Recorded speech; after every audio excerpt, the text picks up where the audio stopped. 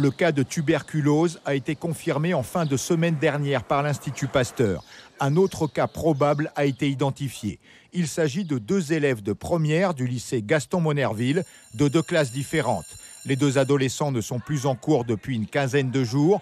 Un dépistage de leur entourage scolaire va être réalisé. Toutes les personnes qui auraient pu être en contact relativement proche avec le sujet source, les personnes qui auraient une tuberculose, donc vont être dépistées par le petit test tuberculinique, c'est la petite piqûre qui fait la petite boule, et puis la radio des poumons et un examen clinique pour voir si, premièrement, il y a déjà des signes cliniques qui pourraient être évocateurs d'une tuberculose, et surtout pour voir s'il y a une contamination.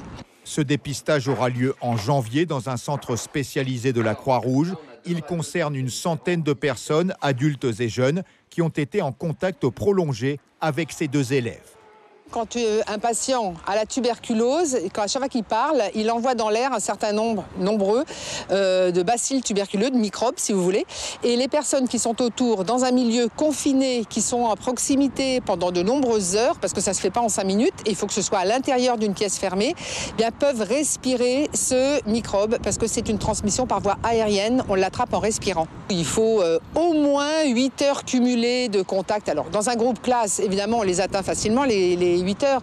Mais si c'est à l'extérieur, en gymnase, en salle de sport, etc., il n'y a aucun risque de contamination. Parents, élèves et enseignants concernés ont été invités à une réunion d'information cet après-midi au lycée.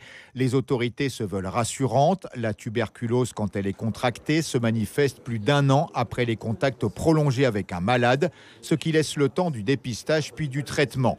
Le proviseur du lycée reste serein.